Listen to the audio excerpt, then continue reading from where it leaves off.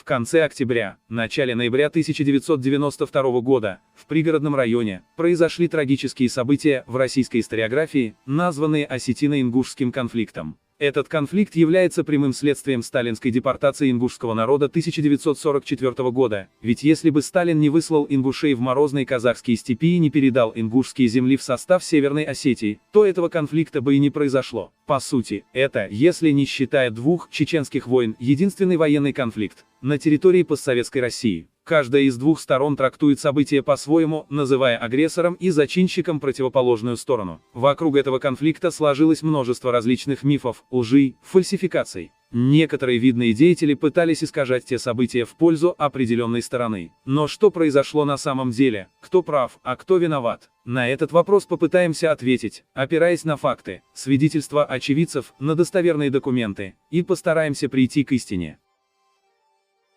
Самый распространенный миф – это та версия, согласно которой именно ингушская сторона виновна в развязывании конфликта, что ингуши напали на пригородный район с целью захватить его. Начнем с того, что основной причиной этого конфликта послужило принятие закона о реабилитации репрессированных народов, согласно которой также рассматривалась и территориальная реабилитация ингушского народа в виде возвращения отторгнутого пригородного района. Однако этот закон не устраивал властей Северной Осетии, и те пытались всячески воспрепятствовать принятию этого закона, используя также радикальные методы. Чтобы не допустить принятия этого закона, с дозволения тогдашних осетинских властей всячески устраивались различные антиингушские провокации, убийства мирных жителей ингушской национальности. Для лишнего привлечения к побуждению военных действий, ингушскую сторону всячески провоцировали, чтобы потом, воспользовавшись хитростью, можно было объявить о якобы ингушской агрессии. Вот что произошло на самом деле. Сейчас вы увидите фрагменты допроса капитана милиции Северной Осетии, осетина по национальности Валиева, следователем по особо важным делам при Генеральном прокуроре Российской Федерации, юристом первого класса Комаровым. Главная цель была найти повод, чтобы разжечь этот конфликт. Для этого подбирались определенные люди, упор делалось на то, чтобы инициатива, якобы исходила, что с ингушской стороны, что они начали, мы только защищаемся, наших сил не хватает, просим помощи России, и Россия доделывает дело. Основная суть была такова. Были подготовлены специальные помещения заранее для захвата заложников. Существует и протокол допроса, где ясно говорится о закрытых заседаниях по подготовке к вооруженной акции, о том, что эта идея исходила из Москвы, а точнее от министра внутренних дел Ерина. От работников осетинской милиции требовали лишь найти малейший повод, чтобы спровоцировать ингушей к выступлениям. В планах провокаторов были указаны и конкретные действия, такие как подрыв электростанций, вывод из строя водозаборных станций, налеты на водителей грузовиков, проезжавших по территории сел, где проживали ингуши. Вооруженную провокацию спланировали на конец октября, когда в основном будут закончены полевые работы. Конец октября. Именно 31 октября датирована выписка из решений Совета Безопасности России.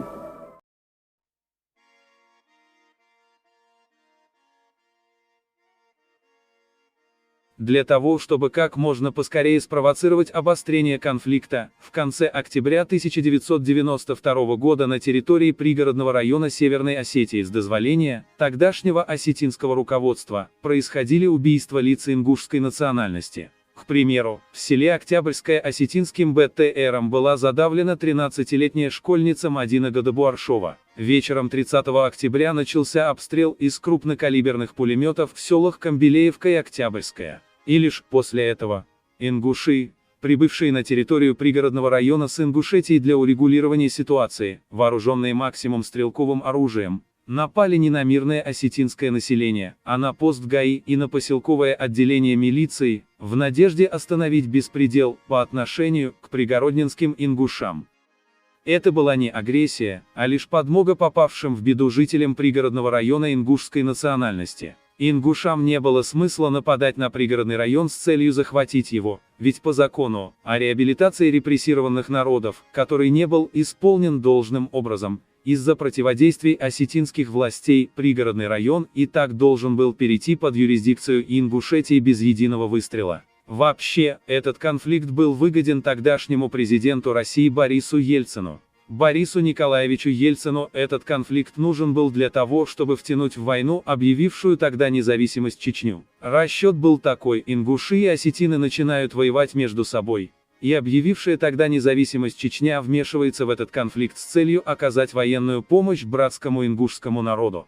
Рассчитывая на такой ход событий, Россия должна была обвинить независимую Чеченскую республику Ичкерия в иностранной агрессии, и впоследствии Россия должна была вторгнуться в Чечню, потому что был повод. Но замысел тогдашней власти Кремля не удался.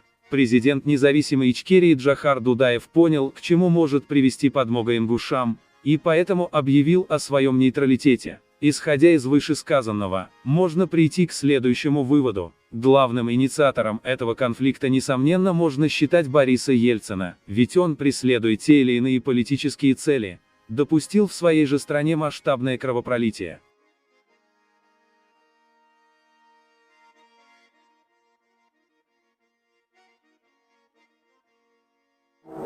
Россия-то здесь получилось, что она приняла какую-то одностороннюю сторону. Да. Да. И вот по их телевидению, что интересно, самое меня интересует, пропаганда идет в одну сторону. Что ингуши бандитских формирований, потому что в первый день уже ингушей никого не было. Здесь стариков так убивали одних. Осетины, да? Да. Вооружение вот у ингушей какое было, как вы сами видели? Реально у них легкое вооружение такое было. Легкое. А со стороны осетин? Со стороны осетин у них полностью гвардия была вооружена. БТРы, тяжелые крупнокалиберные пулеметы, гранатометы. Между Осетией и Ингушетией что там делилось? А пригородный район? Вы что, в первый раз, что ли, об этом слышите? Не в первый раз. Вы что, не знаете, что в 92 году осетины при поддержке российского ОМОНа перешли в наступление на мирных ингушей, и по трупам женщин и детей изгнали огромное количество ингушей? Так сначала ингуши пришли к Владикавказу, разве нет? Минуточку. Ингуши там всегда жили. Во-первых, их выселял Сталин.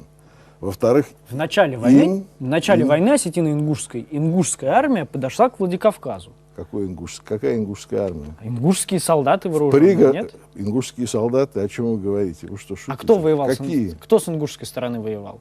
Там никто не воевал, там были женщины, дети и мужчины, защищавшие семьи с двустволками в руках. А со стороны осетин кто Естественно, бронетранспортеры с тяжелыми пулеметами, ДШК. был? А откуда у осетин бронетранспортеры с тяжелыми пулеметами? А им красная бывшая армия дала. А ингушам не дала? А ингушам не дала. А почему? А потому что осетины — это, так сказать, выбор Москвы. После разъединения Чечено-Ингушетии и образования Ингушской республики в составе РФ, вся военная техника и оружие досталось Чечне. Вооружение осетин было гораздо выше, чем у ингушской стороны. Российская армия выделяла осетинским вооруженным формированиям десятки военной техники, БТ-ИРов, БМП, танков, тысячи единиц стрелкового оружия и боеприпасов к ним. У ингушской стороны было слабое вооружение, им приходилось обороняться в основном двухстволками. И поскольку для ингушей эта война стала неожиданной и внезапной, они не были подготовлены должным образом и занимали лишь оборонительную позицию, а не наступательную. Данные Генеральной прокуратуры РФ о вооружении осетинских незаконных вооруженных бандформирований. На момент начала вооруженного конфликта МВД Северной Осетии имело на вооружении 1085 автоматов, 304 пистолета АПС, гранатометов 277 штук, зенитных установок ЗУ-23, 11 штук, 68 крупнокалиберных пулеметов, гранат 1016. Из бронетехники 58 единиц БТ-ИРов 80. Только по официальным данным, на вооружении Республиканская гвардия Северной Осетии имела 243 автомата. Из бронетехники за Республиканской гвардией Северной Осетии числилось 44 БТ-ИРа, БМП-2 4 единицы. Итого, только по официальным данным Генеральной прокуратуры РФ одной только бронетехники на вооружении у осетинской стороны по состоянию на 30 октября 1992 года было 127 единиц, в том числе БТ-ИРов 102 единицы, БМП 4 единицы. БРДМ – 21 единица. Официальные данные о вооружении осетин слишком занижены, так как в них не указано вооружение и боеприпасы, похищенные из военных частей и армейских складов на территории Северной Осетии. Кроме того, 1 ноября 1992 года осетинской стороне представителями руководства России были переданы 57 танков Т-72 и значительное количество стрелкового оружия и боеприпасов.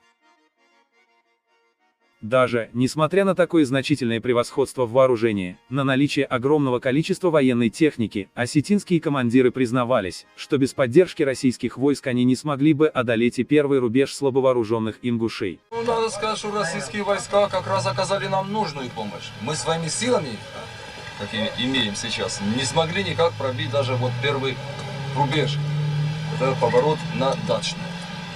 Потому что без бронетехники туда невозможно было пройти. Очень большие у них тоже районы, так их будем называть. А откуда стреляют? Из гранатометов. И причем стреляют очень неплохо, так сказать. Мы шли с тем, чтобы не выгонять никого, а мы шли и начали с миротворческой силы, но затем по нам начали стрелять. Кто начал стрелять? Пока мы точно не знаем, кто, но пока говорит о том, что это начали осетинские боевики в целях провокации. А осетинские боевики под нашим, как говорится, щитом начали грабить. В 1992 году во время тех трагических событий, ингушское население пригородного района подверглось этнической чистке и геноциду. Адреса проживания ингушских семей осетинским народным ополчением составлялись еще за несколько месяцев до самого конфликта. Списки ингушских заложников были составлены с точным указанием адресов проживания. Это подтверждается материалами Генеральной прокуратуры России и многочисленными показаниями свидетелей, граждан разных национальностей. Во время начала тех трагических событий, представители осетинского народного ополчения врывались в дома и квартиры ингушей по заранее составленным адресам и уводили жителей ингушской национальности, в том числе женщин, детей и стариков, в заложники, в заранее подготовленные для этого концлагеря, где они содержались в невыносимых условиях, подвергались жестоким пыткам и умерщвлялись особо зверским образом. Многочисленные свидетельские показания, видео и фото, материалы подтверждают, что лица ингушской национальности независимо от пола и возраста умерщвлялись с особой жестокостью, подвергались пыткам и издевательствам в специально подготовленных подвалах, овощехранилищах и концлагерях. Самыми большими и страшными по применяемым в них пыткам являлись концлагеря в селе Сунже, селе Майрамадак, в подвале Северо-Осетинского медицинского института, ныне медицинская академия. Есть случаи насильственного умерщвления грудных детей и скармливания их голодным свиньям на глазах у матерей. По документам комиссии по расследованию преступлений против женщин и детей явствует, что умерщвление производилось тремя способами: перерезалось горло, вырывалось сердце, вспарывались животы. Большинство тел, выданных впоследствии ингушской стороне, имели именно такие повреждения. У многих трупов ингушей перерезаны сухожилия и связки на плечевом суставе, предплечье и под левой подмышкой, сожжены половые органы, отрезаны или вырваны языки. По имеющимся фотографиям трупов мужчин и женщин видны следы пыток паяльными лампами и окурками. Характер останков, найденных родственниками, свидетельствует о сожжении заживо. Людей обливали бензином и поджигали, часто на глазах родных и соседей. Имеются свидетельские показания. Многие трупы расчленены. Особо необходимо выделить пытки в подвале медицинского института в Владикавказе. 240 студентов, ингушей и чеченцев, депортированных из Северной Осетии, в письме тогдашнему министру здравоохранения России Нечаеву описывают преступления в пыточных камерах Северо-Осетинского медицинского института. Ингушей пытали и убивали по распоряжению врача, ректора Северо-Осетинского медицинского института, Салбиева. Под его личным руководством были насильственно задержаны, пленены и посажены в подвал института студенты-ингуши. Многие из них были ограблены, избиты, часть убиты прямо в этом подвале. В массовых жестоких убийствах ингушских жителей пригородного района в большинстве принимали участие вторгшиеся на территорию России иностранные агрессоры, кударцы из Южной Осетии. Они же выделялись особой жестокостью по отношению к мирным ингушам. Эти головорезы за спиной российских войск совершали жестокие убийства мирных граждан ингушской национальности. При этом они не просто убивали. Перед убийствами жертв истязали, пытали, отрезали у живых людей части тела. Это не сплетни и домыслы, а факты, установленные прокуратурой РФ в ходе расследования уголовного дела по событиям 1992 года, подтвержденные протоколами осмотра трупов, судебно-медицинскими экспертизами. Невозможно читать протоколы осмотра трупов, вспоротые животы, отрезанные конечности, следы прижигания паяльной лампой, сигаретами, разрезанные суставы, чтобы не сопротивлялись при пытках, сожженные заживо с помощью автомобильных покрышек. Всего было убито и пропало без вести свыше 700 ингушей, среди которых около 50 детей, сотни женщин и стариков, 42 ингуша в возрасте старше 60 лет. Доподлинно установлено, что ингушских малышей отдавали на скармливание голодным свиньям. Согласно протоколам осмотра трупов детей Ахриева, 1989 года рождения, Яндиева, 1987 года рождения и Гадабааршова, 1986 года рождения и заключением судебно-медицинских экспертиз, тела этих детей обглоданы свиньями. На моих глазах они убили вот этого Гадаборшева. Они ему сказали, чтобы он стал на колени. Тохтио Хасан и Карая Амик, они сказали, чтобы он на колени перед ними стал. Он перед ними на колени не стал, они его к дереву привязали и живым сожгли они его. На площади, когда привозили трупы, вскрывали, привезли 2 трупа, выгрузили. Значит, одна из них была врач, детский врач, по-моему, Арчакова. Находилась на работе, к ней ворвались, ее изнасиловали окурками сигарет, полностью ее грудь, все. Поиздевались над ней. И в этот момент без головы привезли вторую женщину.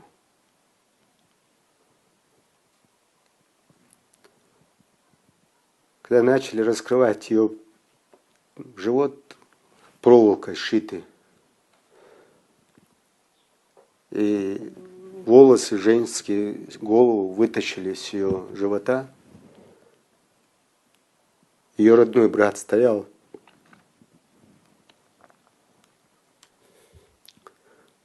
Узнал свою сестру, тут же разрыв сердца, умер.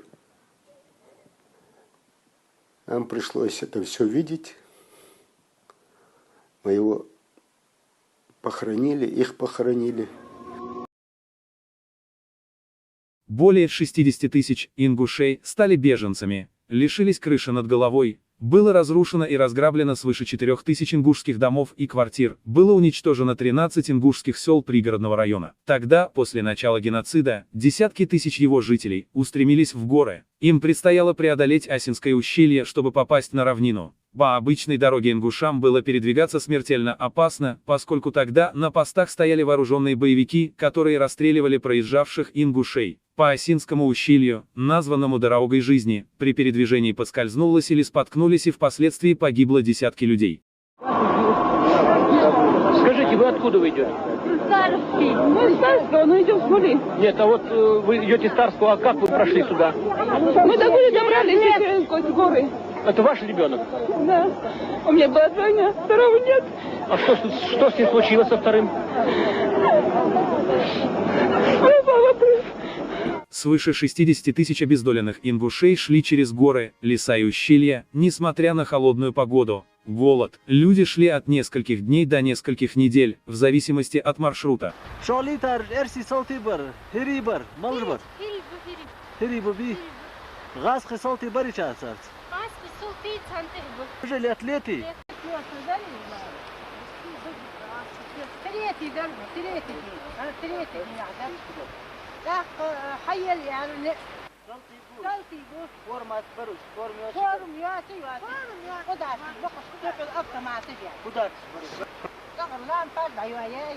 تلفون تعطوه دوات تلفون فاضي إيدي شيء مليون تلفون يد لام باش جواب فرس منكي كل حتى إذا فرس منكي فرجز ليه خوز بواتش ده ها خوز بواتش شوان خوز داري تم خوب خوبات حلقة تعمل دير كل راس خيم بالله ما أربعين خبري دير خبري صغير.